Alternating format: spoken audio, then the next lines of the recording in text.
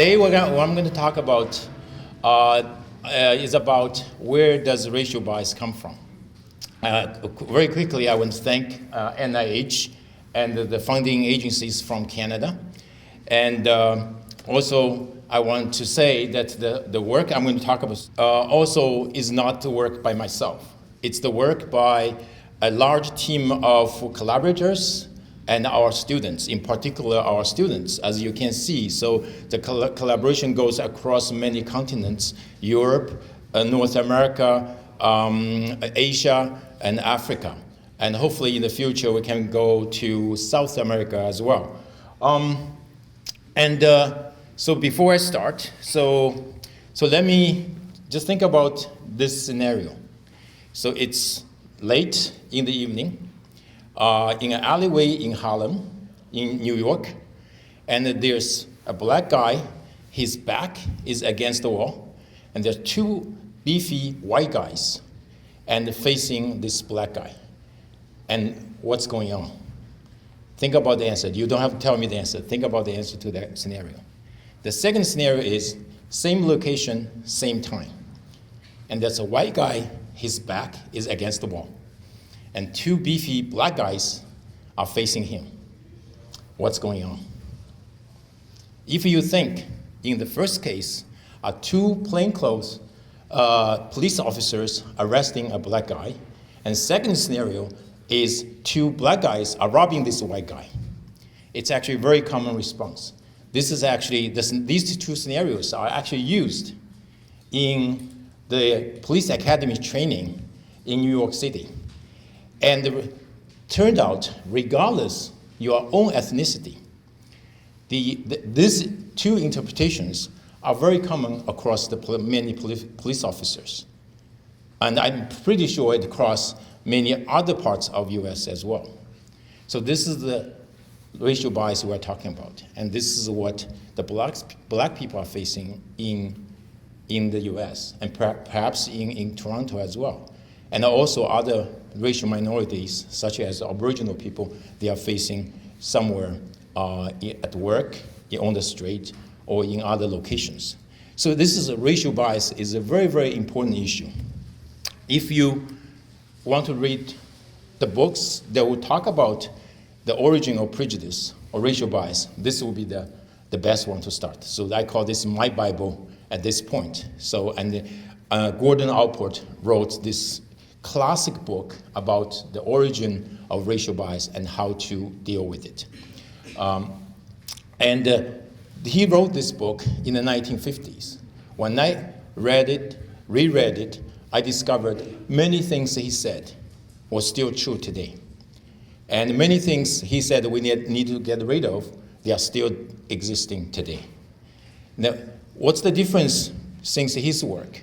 Is the new work done by a group of very talented social psychologists who are working with adults to looking at the so-called implicit racial biases, which are not discussed by Gordon Allport. So this is what has happened since the 1950s. So we now know a lot about where implicit racial bias is coming from.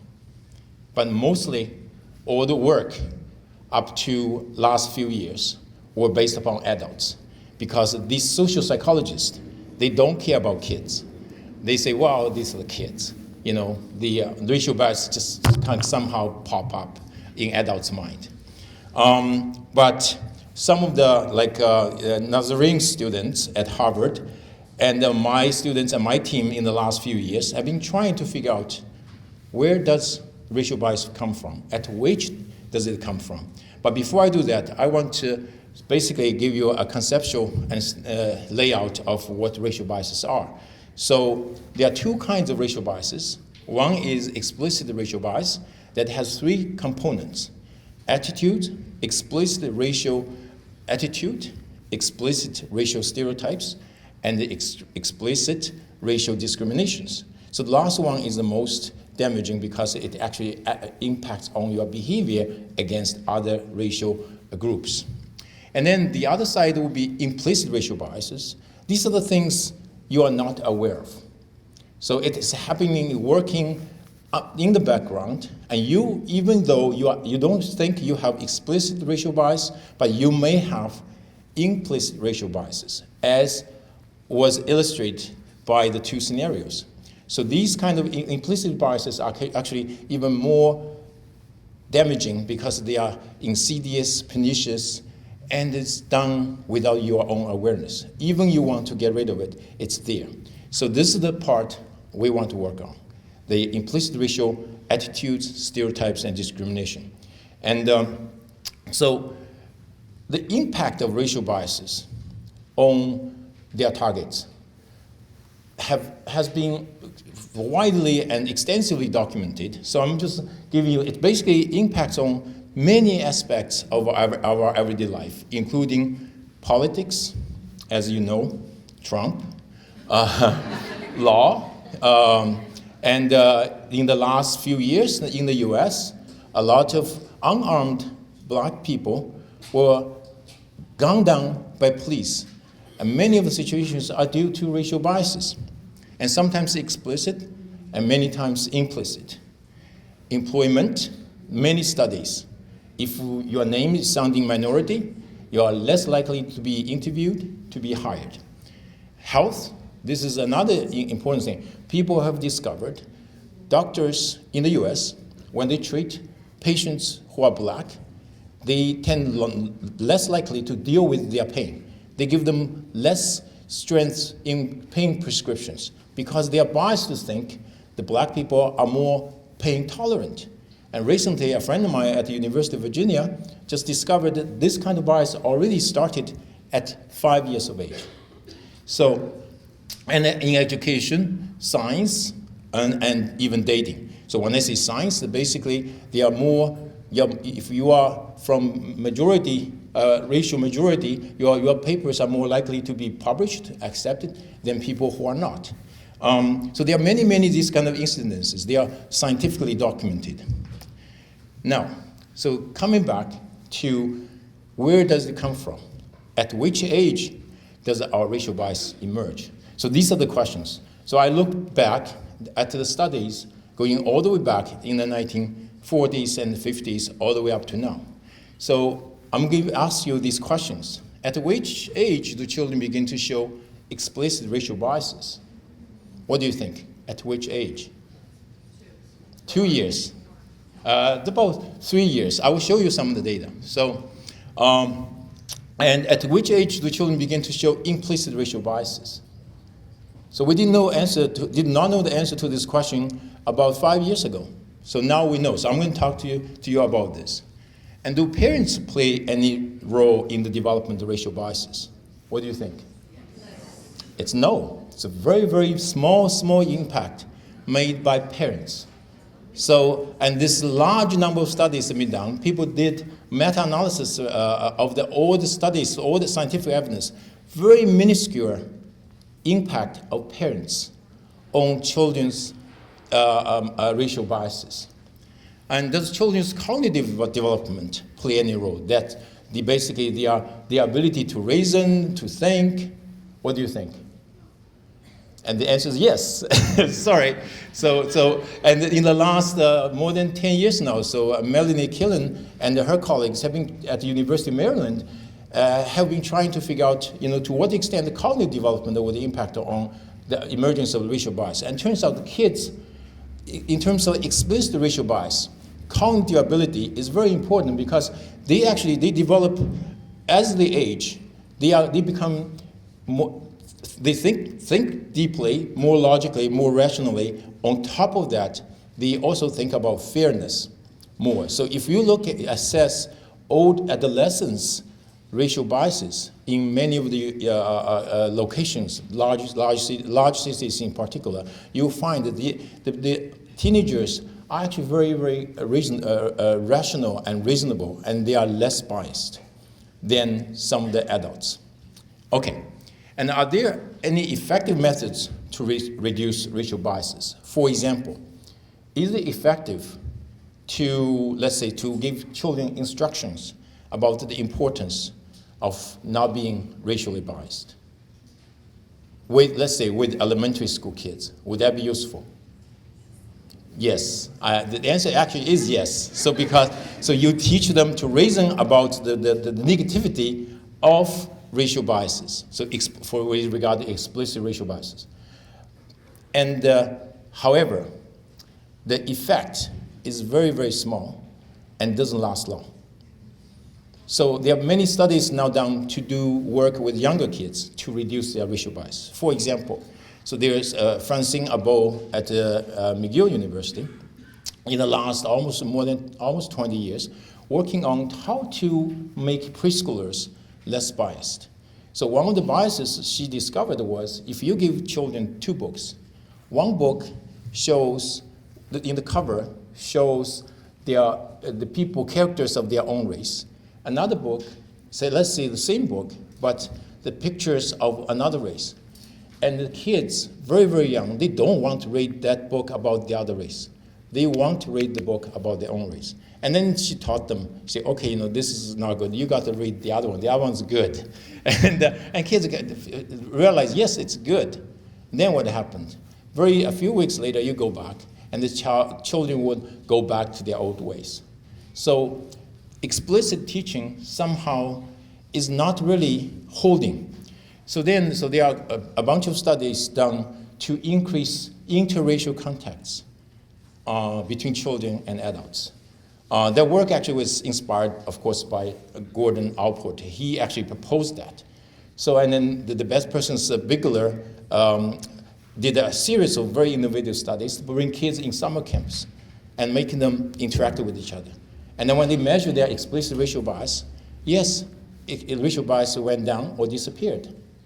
But a few months later, you go back, it came back right up. So something has to be done about this, I think, personally, because a lot of things are not working, and people have done extensive studies with adults to reduce adults' implicit and explicit racial biases. Nothing lasts for more than one month. It just totally, all the effort, all the research effort has shown this just doesn't work. So this is bothered us. Anyhow, so we thought maybe we have to tackle this question in a different way. So we are proposing and testing a very different theory. That is, the racial bias, the origin of racial bias is not social. Rather, it's perceptual. It comes from our early experience. The early experience, if you think about this, no matter which family you're born into, minus possibly multiracial families, most of our early exposures to other people are mostly your own race individuals. Very rarely you encounter people of other race. My former student at the Ryerson actually documents this. So this is more than 90% of the time in Toronto, babies do not see other race faces in the first year of their life. So this is the early asymmetry in perceptual experience with own versus other race faces. And we believe they have downstream social consequences, including implicit racial biases. Therefore, our theory is enriching early cross-race perceptual experience should lead to reduction in implicit racial biases.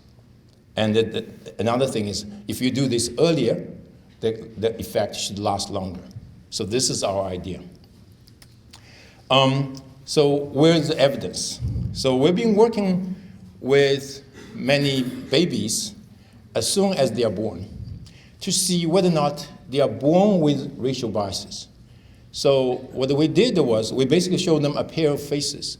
One on the other side, so these are participants who were newborns, 28 hours of age, and then 3 months old. We showed them two faces. One face belongs to their own race, but they have never seen before. The other face belongs to another race, and they have never seen before. We just watch how long they spend their time on one of each of the two faces. And turned out, consistently, babies at 28 hours of age do not show racial bias. They spend equal amount of time looking at the two faces. However, after 3 months of 3 months of exposure only to own race faces. This study was done in Sheffield, in England. And babies showed visual preference to look at own race faces over other race faces.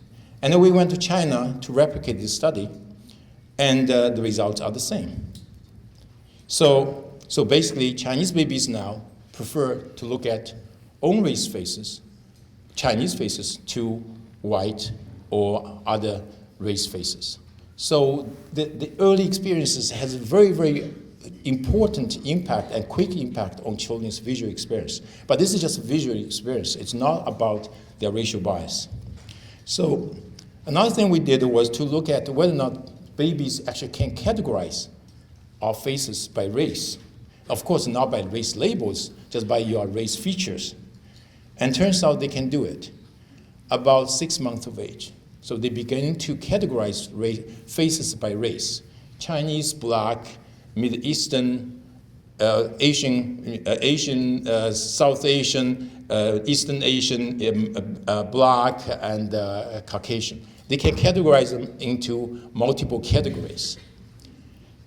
Interestingly, by 9 months of age, they no longer do this kind of categorization. So what do? They actually, so I'm going to walk you through, but I'm not going to stay around and talk about the nitty-gritty findings. So if you're interested, I can come back to talk about this. Basically, what happens is that they now look at own race faces as one category, and other race faces, Chinese, Asian, Middle Eastern faces, they treat them as if they belong to the same category. So in their mind, they are already forming us, which is own race, versus them, all the other race individuals, by 9 months of age. So the mind, the brain works very, very fast and very, very well, and we kind of like to categorize things. Why do we do that? There is a tremendous advantage for you to do that, because if you don't see other race faces, why do you bother to know about them and to know more about them, deeper about them? You should spend all your resources, brain resources and cognitive resources, to deal with the people you see on a daily basis so that you can tell them apart. But the other individuals, you don't see them, therefore they all look the same, they are all out there. So that's basically the beginning. And then recently, we published a series of studies. So the first study we showed, so this is how we did the studies, 3 months old to 9 months old. We did it very simple. So we showed them own race face, in this case, Chinese faces, paired with happy music. We just one face, one music, one face, one music. So they're all different, they are changing. So the idea is to attract babies' attention. We want to know how long we can hold their attention when own race face is paired with happy music. And we did another condition in which own race faces are now paired with sad music. And then we did a third condition. Other race faces, in this case Black faces, African faces, are now paired with happy music, and African other race faces are paired with sad music. So what did we find? So we found, so I'm going to summarize this for you, and then if you're interested, I can come back and tell you about it. So basically what we found was, at 3 months of age, babies are not biased.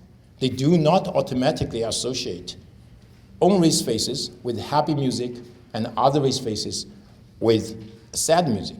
But by 9 months of age, they do that. So once they think own race faces are to be paired with happy music, and they pay more attention as the experiment progresses. But when the own race face is paired with other race faces, they don't think they are related, so they don't care. But when other race is paired with sad music, and they also pay a lot of attention.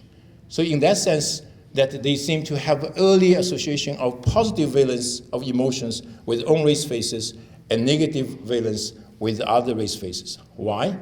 Because in our everyday interaction, own race individuals tend to show positive interactions with the kids. So they generalize to other own race individuals. But other race individuals are unfamiliar. So one of the big things happening in infancy is neophobia. So children are more wary of unfamiliar things, particularly after they are 6 months of age.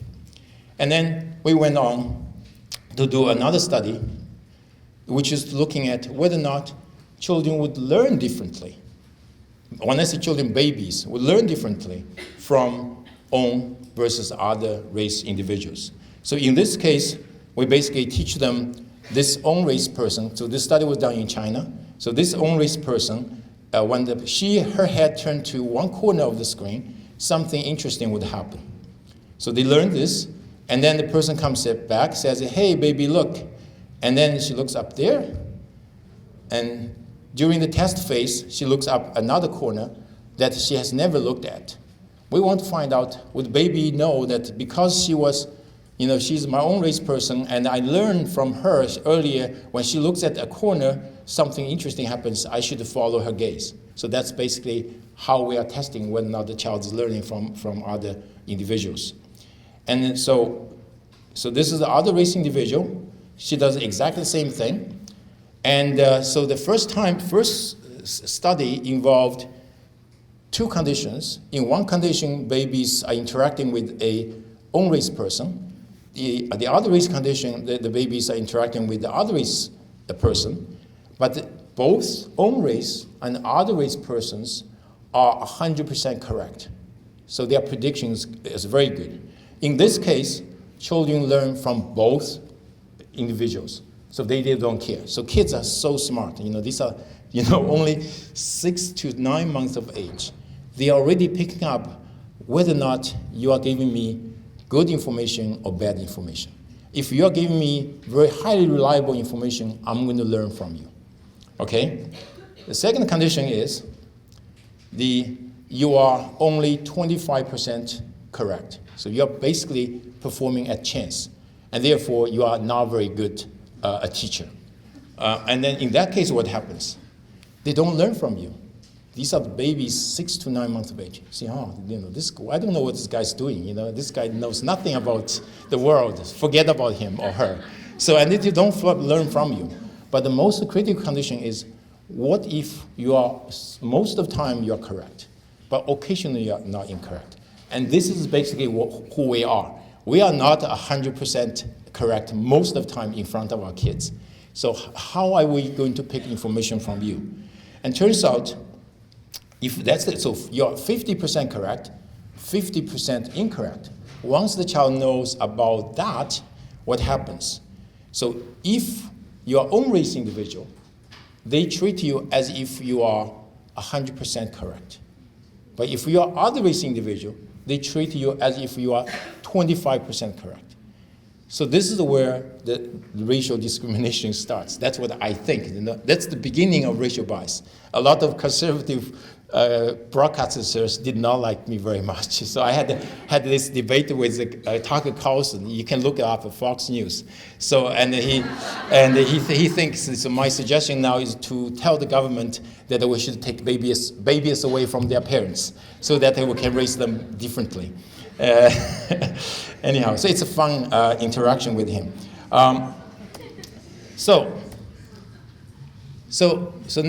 this is so far we have done with the babies. So these are the only two studies out there that have shown babies seem to already show racial biases. So we want to do far more to understand what's underlying this and how to change that from infancy. So now let's move on to older kids. So when I say older kids, basically the preschoolers. And so here we have 4 to 6 year old Chinese participants. Here is an interesting phenomenon. It's called other race equals to angry effect. So as you can see on the far left of your side, so this person is a computer-generated Asian face, Chinese face. This person is a computer-generated typical black face. And these all come from real Chinese faces or black faces and computer-generated. And then you can actually mix this person with this person by 50-50. So you create a hybrid of two races, exactly 50%, okay? So that's in the middle. However, what you do is you add a little bit smiling to this face, a little bit angry expression to this face. That's all you do. Then what you do is you ask adults and preschoolers in our study with just simple task. Is this person Chinese or black? Chinese or black, Chinese or black, and Chinese black. So they have no problem with categorizing these individuals. But once they encounter these racially ambiguous faces, there's a racial bias. So they consistently treat happy faces to belong to own race, and angry faces belong to other race individuals. So this is called the other race equals to angry phenomenon. And some of the individuals, some of the minority individuals, you might have experienced this in your interactions with others. They misconstrue your emotions. And this is where the bias, in adults, the effects are very robust. So we showed the first time that it actually works with very young children as well. And here's so then we went ahead and just measured preschoolers' explicit racial bias and implicit racial bias. So let me tell you how we measure their implicit racial bias. So this is called implicit attitude test, IAT. So if you want to have your own implicit racial bias tested, you just Google IAT and Harvard. So they're actually the online version of implicit racial bias test. You should give yourself a try. Okay, don't be afraid. And so we basically developed a version, preschooler-friendly version, and on a touchpad. And it's very simple. We just show a face, and then so we tell children, if you see this kind of faces, press the smiley button. But if you see Chinese face, you press a frowning button. So that's one condition. The same children also would be told that if you see own race faces, these faces, you press the frowning button, and Chinese faces, own race faces, you press the smiley button. Then we measure how fast they respond to these kind of faces. And if the theory is, if you have implicit racial bias, what happens is, if I see, so suppose I'm Chinese, so if I see this black face, if you ask me to press the smiley face, it takes me much longer. So because my predisposition is to associate other race individuals with negative emotions. So it's much harder for me to do this. So my reaction time is longer. And then if it's own race, then it's easier for me to press the smiley face than this face. So that's the principle of implicit racial bias test. And then explicit racial bias test is very simple. You should try it also with your kids when you go home next week. Try it out. You'll be very surprised. So here's how you do it. So very simple. This summer, your mother will take you to a swimming class. In the class, you could choose one person to teach you how to swim. Who would you choose? And give them 2 pictures. And don't say anything. See which one they are going to pick. Okay? So let me tell you what we found. So this study was done in China. So the higher means, so 0 means no racial bias, okay? So 0 means no racial bias, and higher than 0 means racial bias. As you can see, 3, 4, 5-year-olds show very strong implicit racial biases, okay? So that's the black line, the darker line refers to Chinese children's implicit racial bias against black individuals.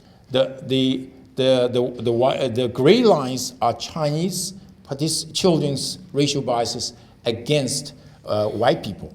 So during preschool years, they have strong negative biases against both groups.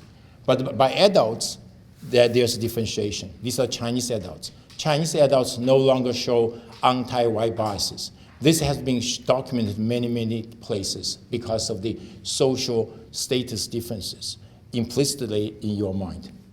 And then on this side is explicit racial bias. So 50% means that you have no bias. As you can see, adults do not show any biases.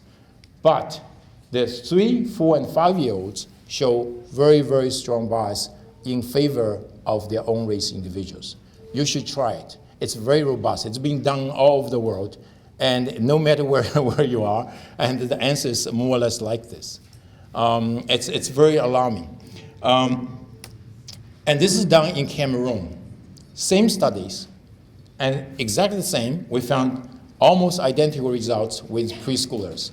That is, Cameroonian kids, they have strong implicit racial biases against whites and Asians.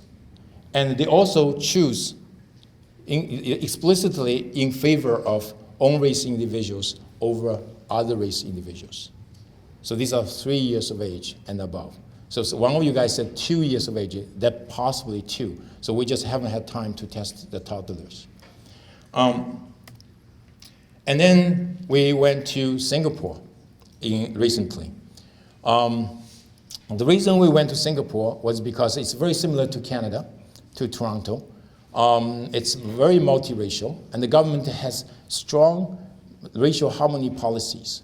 It's done very, very systematically. For example, in a condo, there is specific proportions of racial mixes, because Chinese takes up about 70% of the population, so the condos sold by the government would have to cover 70% and no more.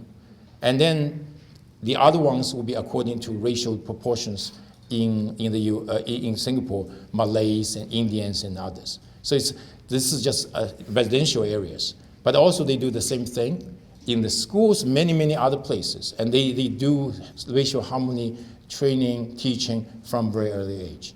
So because the government cares a lot about this. You go to the government ministries, and there's also strict quotas about how the ministers' race or ethnicity have to match with the population distributions.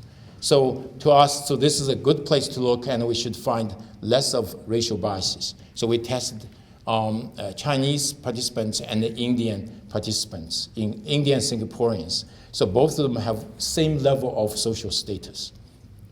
So this is what we found. So in terms of in terms of implicit racial bias, we found Chinese individuals have strong implicit racial biases against Indians, but Indians does not. So they live as a minority in a Chinese majority environment. When we look at explicit racial bias, Chinese participants showed strong racial preference for own race individuals, and Indians show less, but some still, they not only show less, but they don't show any strong preferences for own race versus other race individuals. So this is interesting. So this tells us that even when we equalize your social status, there's strong, so if you're a minority, you don't have strong implicit and explicit racial biases. So this tells us something else is going, and we believe our theory may be right along that line. So this is the first test of our theory. So we then looked at children's ability to categorize people by race. When we show them a Chinese face, we say, is this Chinese or not? Some of them get correct answers, some of them get incorrect answers. And then the Indian face is the same thing.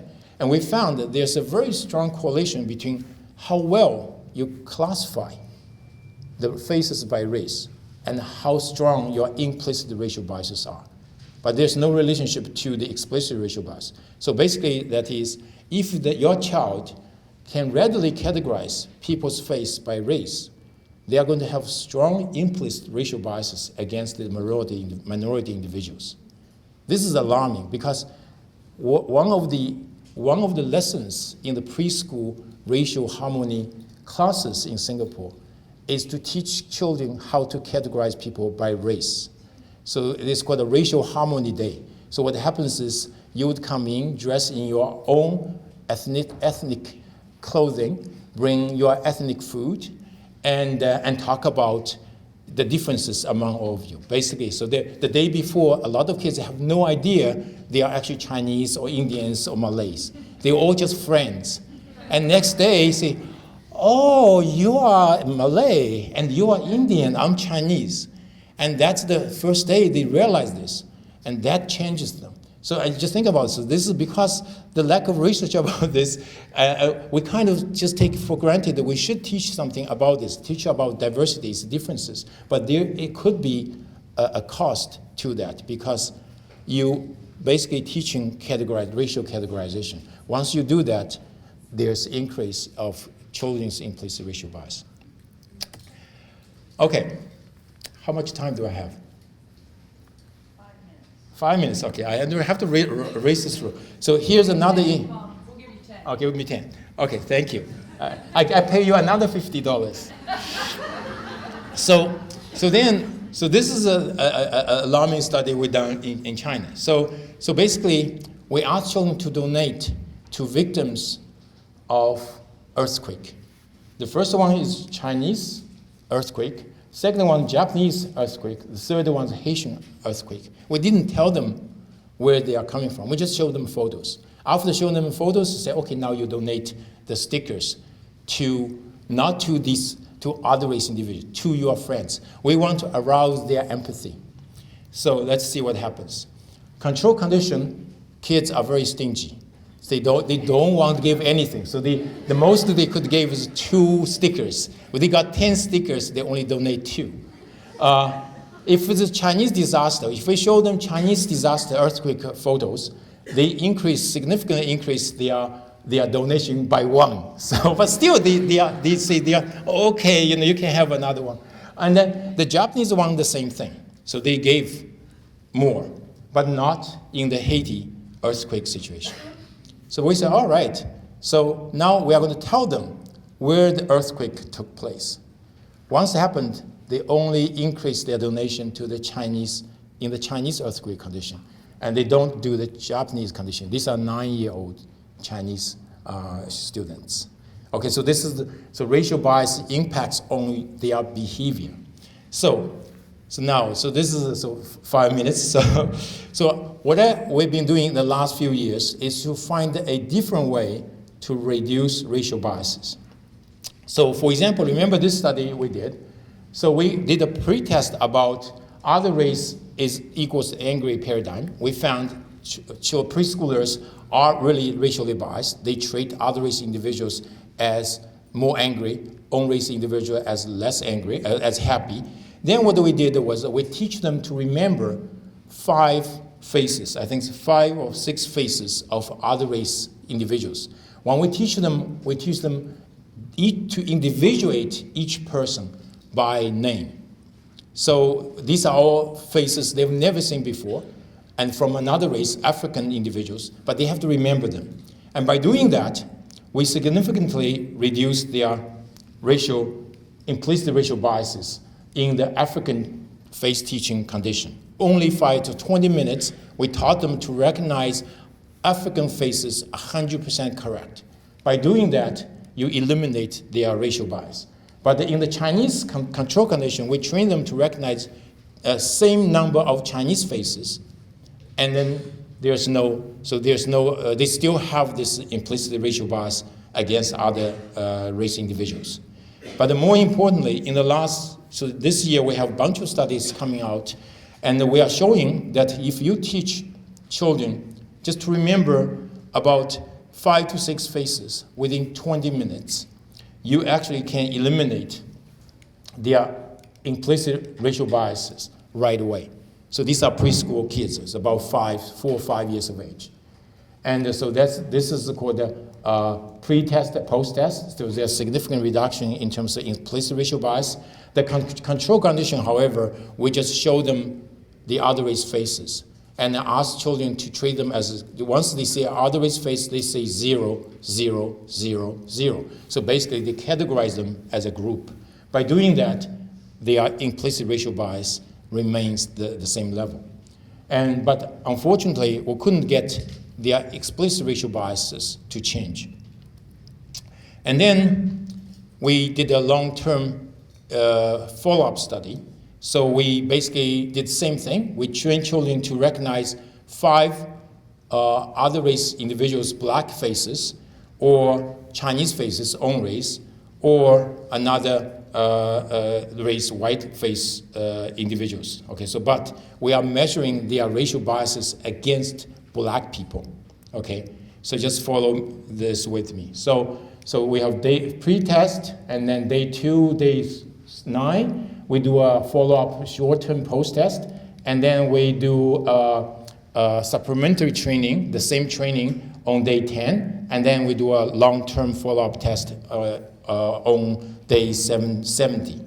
So at first, the 3 groups showed strong negative bias against other race individuals, and to pay attention to the solid line.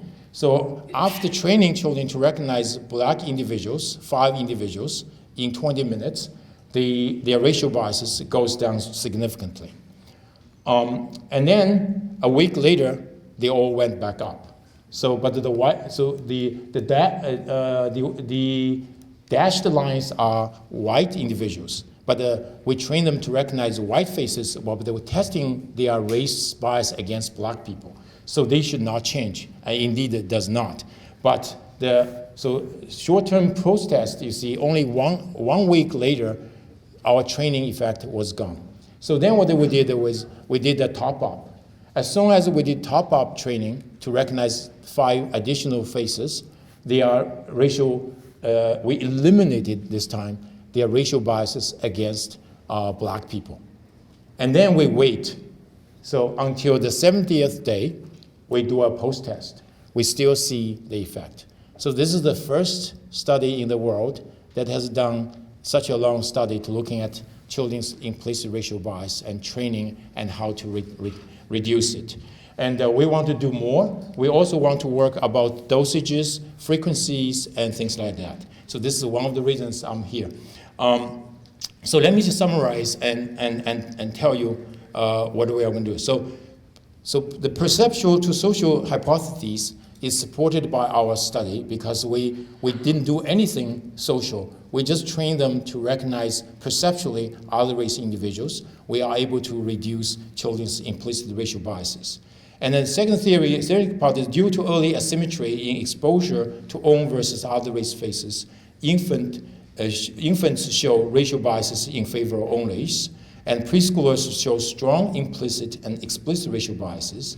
And individuation training, but not mere exposure, enhances other race face recognition, which we have documented for many years now, and reduces negative implicit race attitudes towards trained other race faces with lasting effects. So what do we want to do next? So this is something that has bothered me for quite some time. We tried to get funding from NIH, and we failed many times. And we are trying now through the province.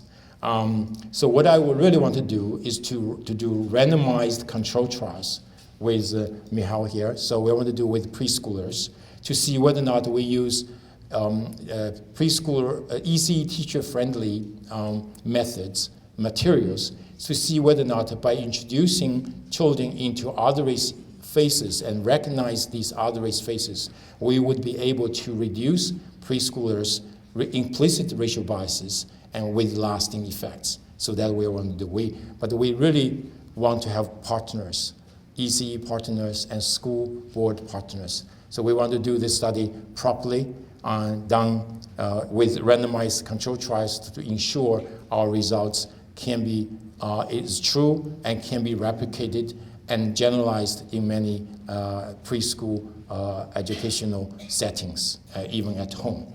And another thing we are trying to do is to reduce explicit racial biases. And so far, many of the procedures have failed. We need to think differently.